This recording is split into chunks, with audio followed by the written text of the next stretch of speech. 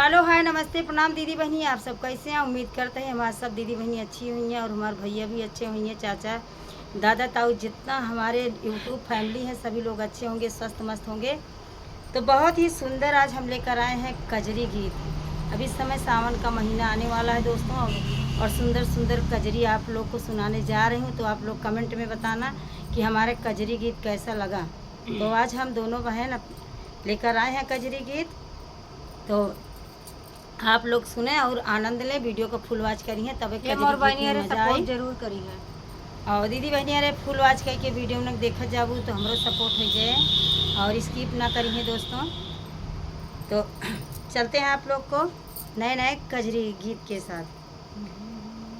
परिगा सावन में झूलनवा बोला झूलबई निमिया डरीना।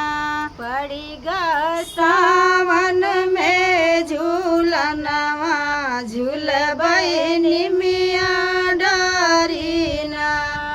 ननद भौजाई मिले झूलन लागे, ननद भौजाई मिले झूलन लागे। ससुर के पर गए नजरियाना, ससुर के पर गए नजरियाना। झट से काढ़े हम घूंघटवा झूले निमिया डरीना। झट से काढ़े हम घूंघटवा झूले निमिया डरीना।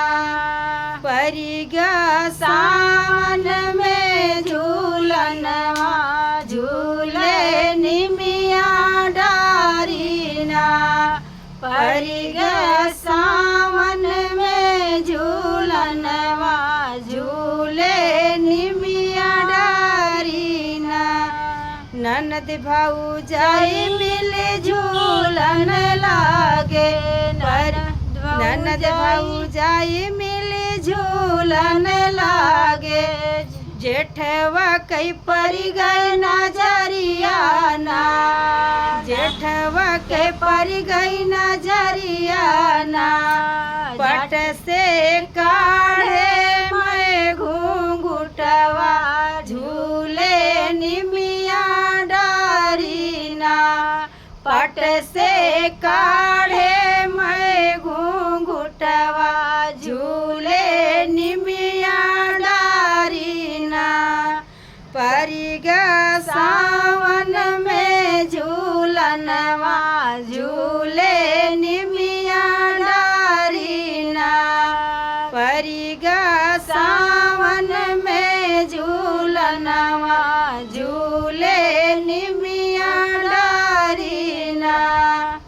ननद भौजाई मिली झूलन लागे, ननद भौजाई मिली झूलन लागे। परी गई देवर के नजरियाना, परी गई देवर के नजरियाना।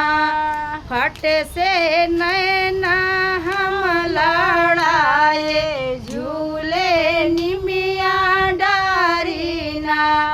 फट से नैना हम लड़ाए झूले निमिया डरीना। परिगा सावन में झूलनवा झूले निमिया डरीना।